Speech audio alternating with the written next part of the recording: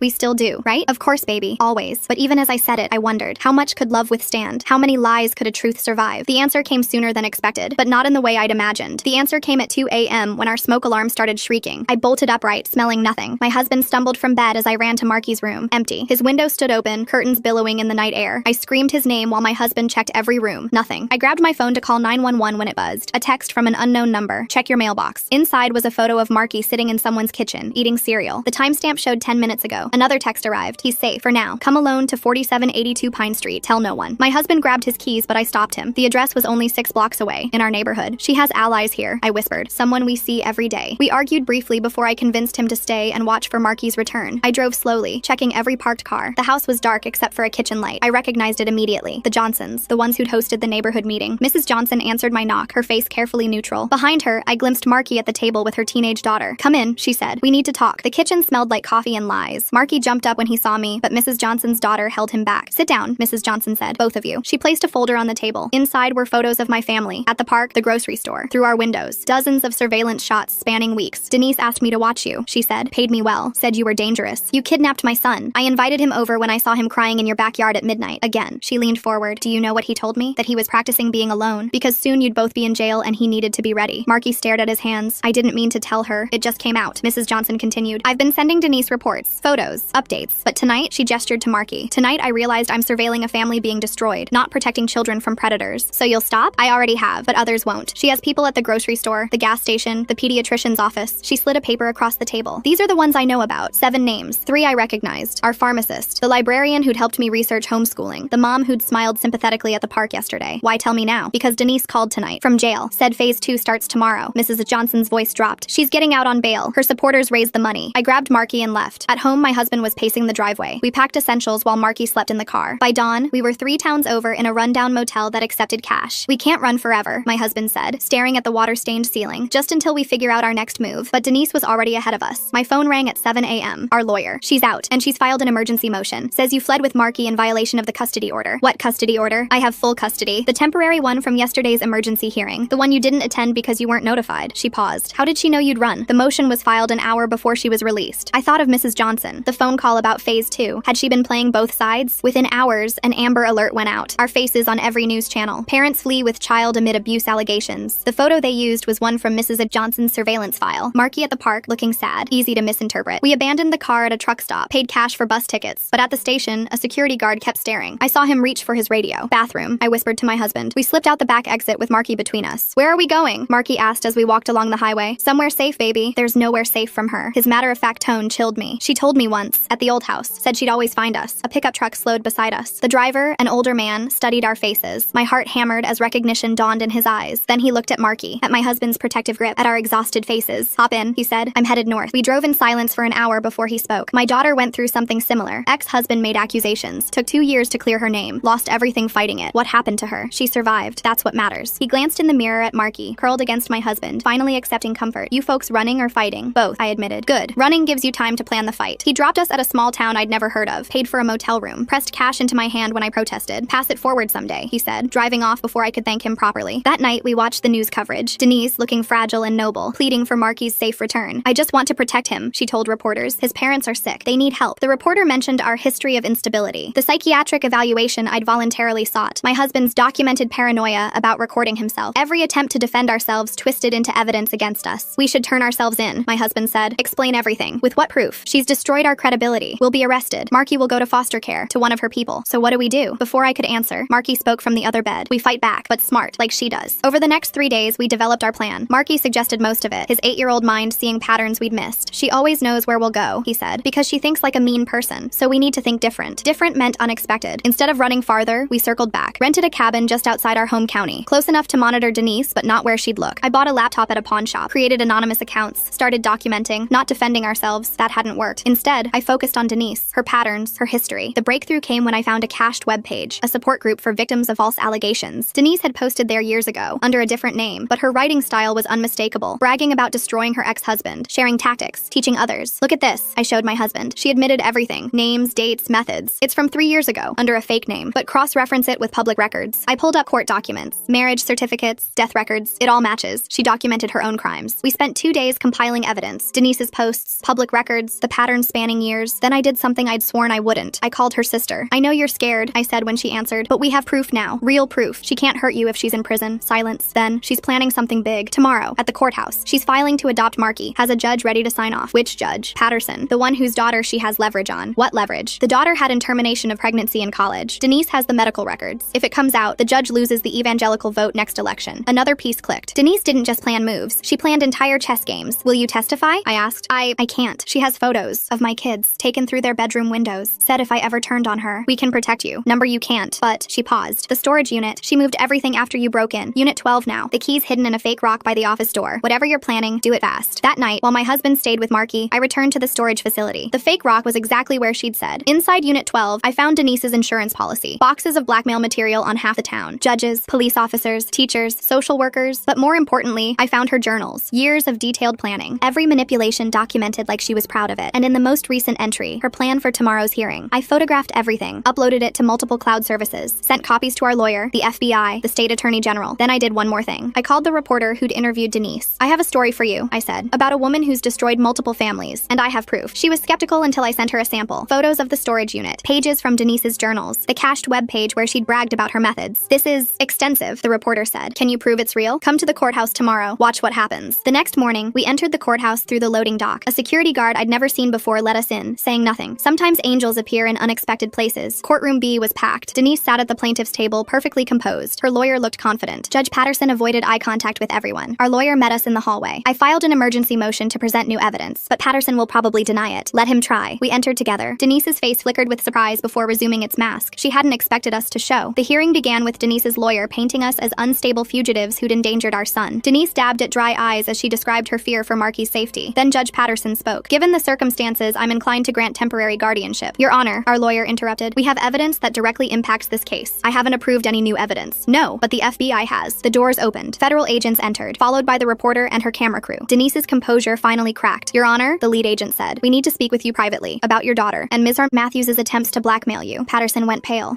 This hearing is postponed." "No," the agent said. "It's over, as is Ms. Matthews's campaign of terror." They arrested Denise in the courtroom. She didn't struggle, just stared at me with those cold eyes as they read her rights. Multiple counts of blackmail, extortion, fraud, conspiracy. "You think you've won," she said as they led her past, "but I've already destroyed you. Look at your husband, your son. You'll never be whole again." She was right about the scars, but wrong about everything else. The reporter interviewed us outside. I kept it simple. "We just want to go home and heal." But first came the cleanup. 17 more arrests over the next week. Denise's network collapsed as people rushed to make deals. Mrs. Johnson testified about the surveillance. The pharmacist admitted to reporting our prescriptions. The foster care coordinator confessed to pre-filing forms. Each revelation felt like a weight lifting. Marky started eating again. My husband spoke in complete sentences. Small victories. The civil suit was dropped. Our bank accounts accounts unfrozen. My husband's job offered him his position back with apologies and a raise. He declined. Trust, once broken, doesn't easily repair. We found a new house 2 states away. Smaller than before, but ours. Marky started at a new school with a principal who'd actually read our file. All of it, including the evidence of Denise's lies. We'll keep him safe here, she promised. And somehow, I believed her. My husband started therapy. Real therapy, not the weaponized version Denise had arranged. Slowly, he began to heal. The flinching stopped. The paranoid recording ended. He could hug Marky again without fear. My mother called one night, sobbing. I'm so sorry. I should have believed you. When I saw the news, saw what she did to all those families. It's okay, Mom. She was very convincing. Can I see Marky? Of course. We'll visit next month. Denise was sentenced to 15 years. Her sister got custody of the real Max and moved across the country. The storage unit evidence helped convict 12 others. Justice, imperfect but real. But the true victory was smaller, quieter. 6 months after the trial, I found Marky in the backyard, teaching our new neighbor's kid to ride a bike, just being a normal child, trusting again. My husband joined me on the porch. He's okay, he said, wonder in his voice. We're okay. Yeah, I said, taking his hand. We are. Denise had been wrong. We were whole. Different than before, maybe. Scarred, certainly, but whole. That night, as I tucked Marky in, he asked, Mom, why did she hate us so much? I'd thought about this often. She didn't hate us, baby. She hated that we were happy, that we had something she couldn't control. Our family, our love. He considered this. So we won because we kept loving each other? Yeah, baby, we won. He smiled and closed his eyes. No more nightmares. No more fear. In the living room, I found my husband writing. Not paranoid documentation, but a letter. To other families going through false allegations. Sharing resources. Offering hope. Want to read it? He asked. I shook my head. I trust you. Trust. Such a small word for such a big victory. We never forgot Denise or what she'd done, but we refused to let her own our future. Every normal day felt like rebellion. Every laugh, a small revolution. And in the end, that's how we won. Not through some grand victory, but through the simple act of refusing to let her break us. We survived. We healed. We chose joy. It was enough.